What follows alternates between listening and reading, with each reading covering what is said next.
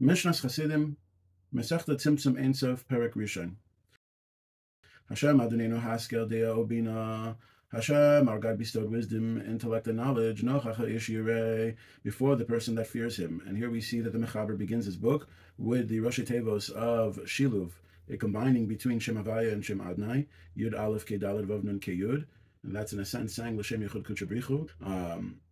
And that's to say that the Mechaber wants to make a yichud between Kudsha Brichu and Shchinte, between HaKadosh Baruch Hu and the Shechina, through the learning of Sodas HaTorah. He revealed to man the way he created his world that he created.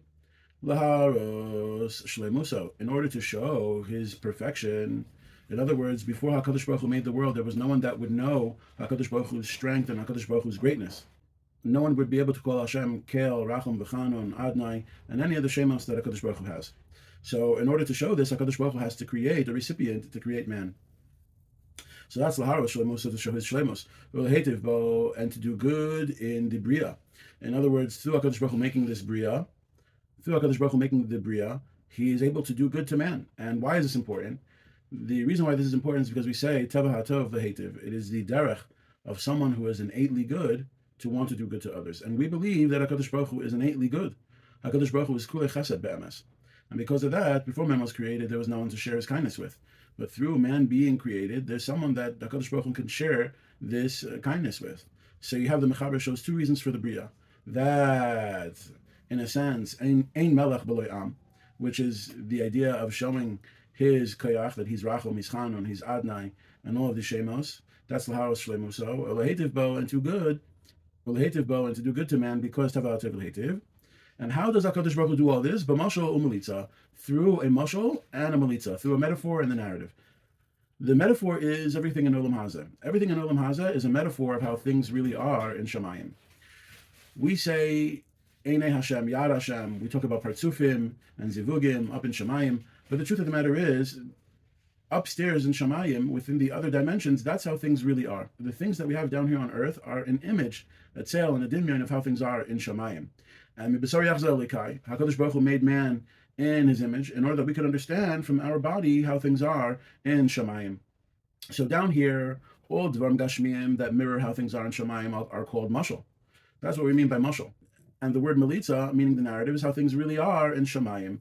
And the reason why we have these things on earth, a family, a husband and a wife, a ben, a boss, an arm, an eye, etc., is only because these things stem from HaKadosh Baruch Hu in Shamayim, and in Shamayim is how these things really are.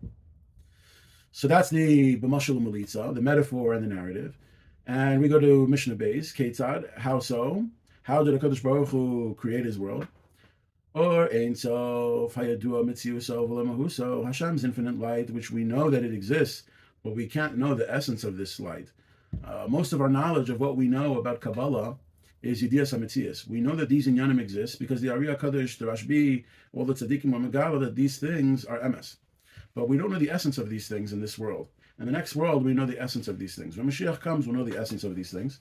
So our Yediah is Yedias HaMetzias and not Yedias HaMahos.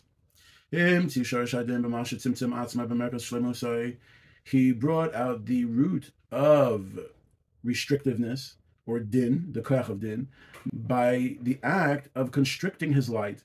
He constricted his light within the center of his strength. That's the merkaz of his shlemus. HaKadosh Baruch Hu withdrew his strength, restricted his strength from the center of his power, which is Or Ein Sof.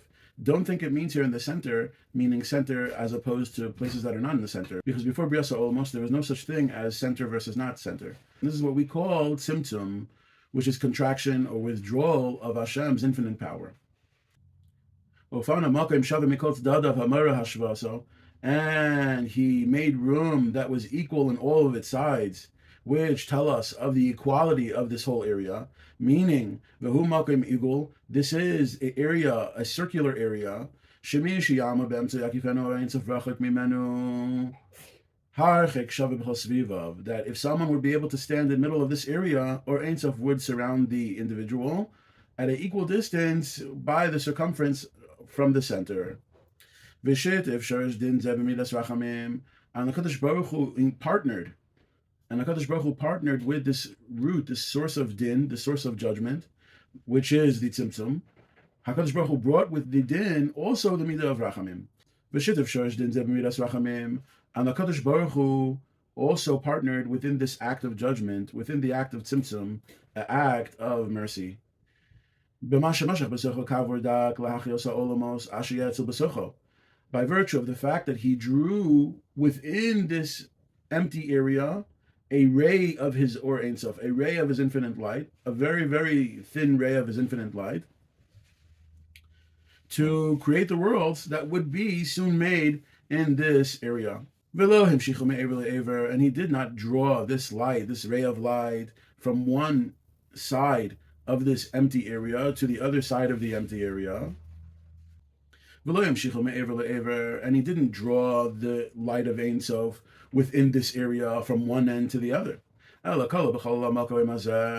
rather, the kav, this ray of light, this infinite light, which is drawn back into the makom hatzimtzum, is drawn within to the area, but it stops within this area. That's what he means here.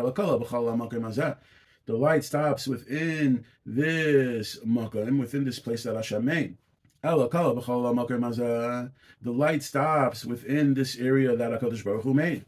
In order to make a distinction between the top and the bottom. In other words, the bottom means the end of something, and the top is the beginning of something.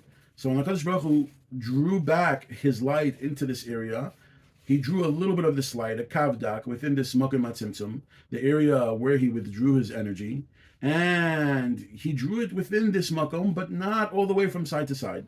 Because now we can say that there's a side which is connected to Or Ein Sof, and that's considered to be the top, the rosh, and the bottom is considered to be the mata, which is not connected to Or Ein Sof. Because the area which is connected to Or Ein Sof will now be called the top. And the